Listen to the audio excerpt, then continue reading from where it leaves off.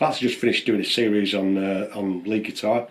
As part of that series, I've introduced the idea of playing a 12-bar chord progression and using riffs in playing that. Some of that stuff is going to be relevant to what I'm going to do now on this bass, so I'll put links to that rather than talking about it again, so you can just have a look at the relevant bits of what I've been talking about. But long story short, we're going to start off with playing a 4-note riff. So we're going to play 4 notes on the guitar, and we're going to get comfortable with playing that, and then we're going to move it around in some different positions to complete our chord progression. The original inspiration for the riff that I played in the lead series was actually a bass guitar riff that I've played on guitar, so it's actually come from the bass in the first place, so this is its natural home. The notes that I'm playing, I will include links in the description to. I've actually created some bass guitar neck diagrams that show you the notes in order that you need to play.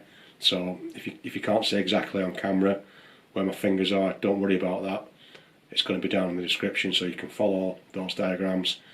But what we're going to do is we're going to play, as I say, the 4-note riff. That's in one position, and then we're going to shift it to another position.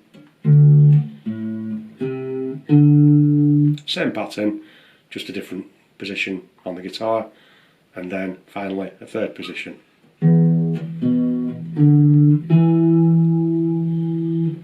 And we'll use those 3 different positions, the same riff, to create a 12-bar progression.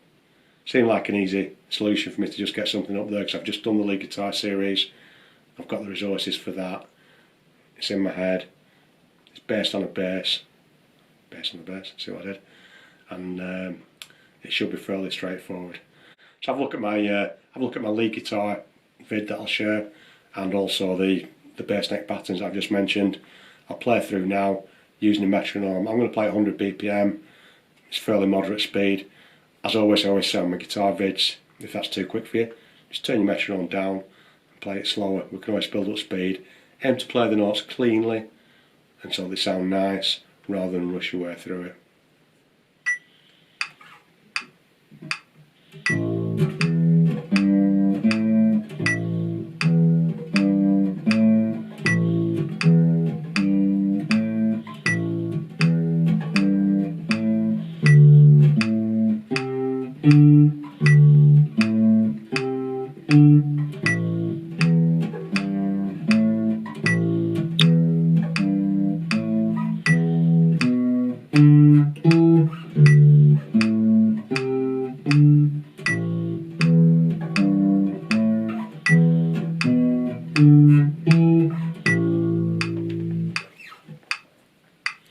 So that's the full 12 bars of the pattern.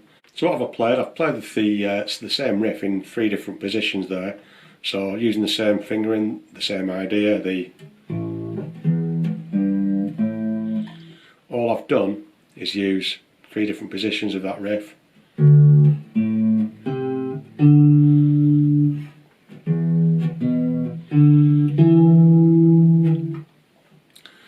I've put in the links in the description. I've labelled them.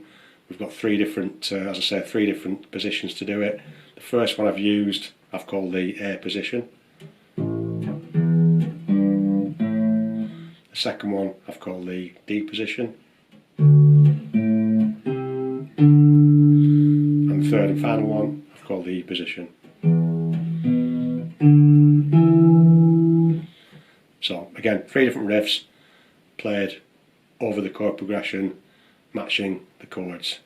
So practice them individually so that you're comfortable playing each one, and then using the materials I've already shared, play them in order.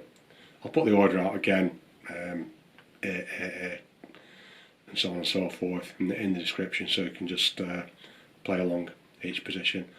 But have a look at the diagrams that I've given, have a listen to the content from the other series I've done, and this should be straightforward for you. If it's not, let me know in the comments. Doing bass is quite new to me, very new, it's totally new to me, so if there's any way I can improve it, tell me. and I'll do my best. Enjoy.